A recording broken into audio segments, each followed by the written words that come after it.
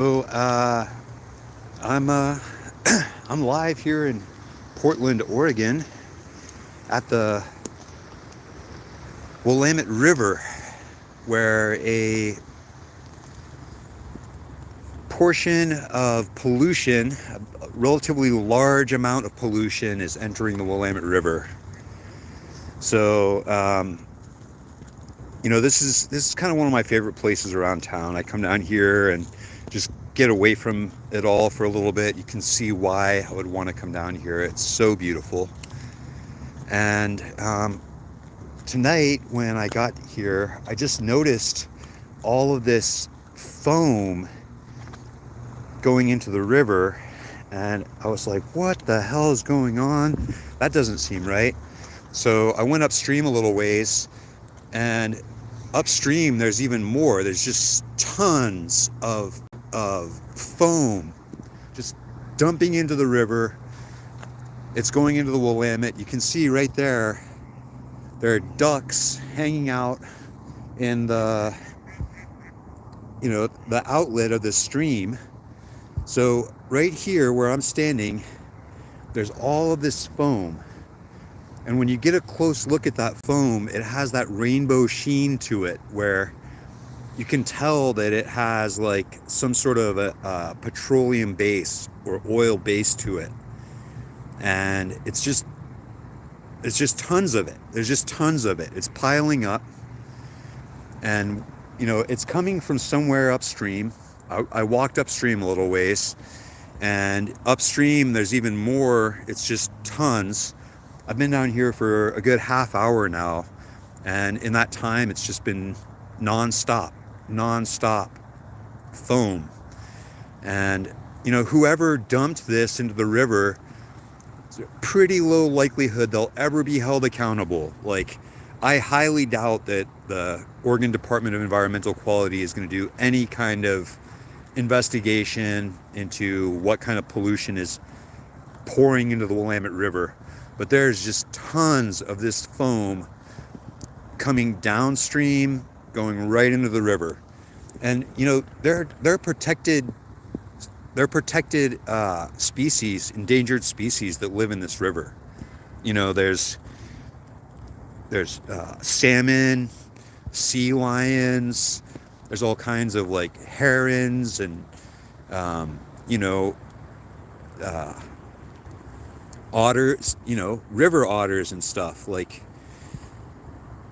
And meanwhile, some industrialist upstream from here just dumped whatever it is into the river, and it's been just pouring downstream. There's just tons of it. There's so much of this foam. And again, if you take a close look at it, go over here and get close to the foam again. But when you get really close to it and look right at it, it has that rainbow color to it that it's kind of like pink and blue and green. It has that sheen that you associate with oil products, petroleum products. And it's just, I don't want to touch it, but there's something polluting this river. There's some industrialist upstream from here is polluting this river, and there's just tons of this foam. There's just tons of it. And like I said, it has that kind of bluish, pink, green sheen to it that you can tell is associated with a petroleum product. So,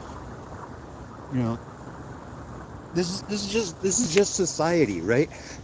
This is just the culture that the colonizers have created here, the society that we live in. It says it's okay to pollute rivers. Somebody made the choice upstream from here to pollute this river, and it's just pouring in.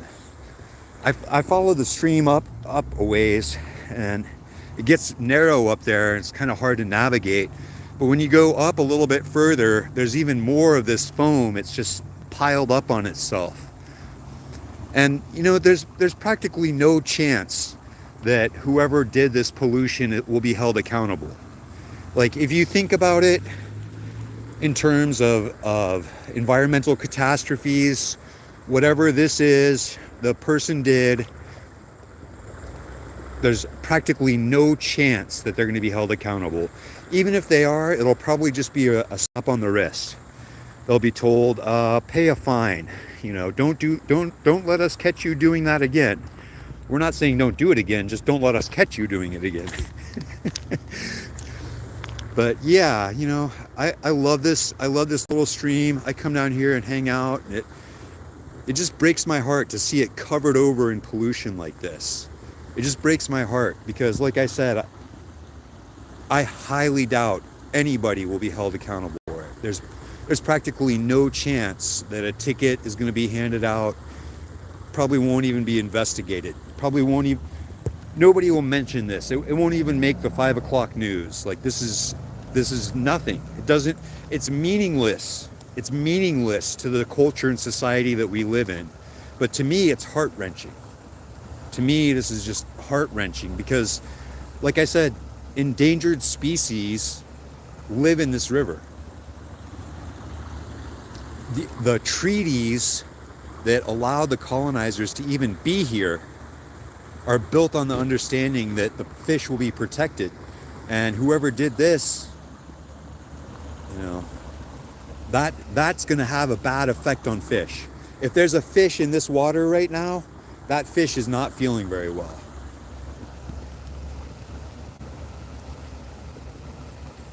So anyway, I just want to come on and show you guys what it looks like, you know, what I see, what we just regularly do in the state of Oregon.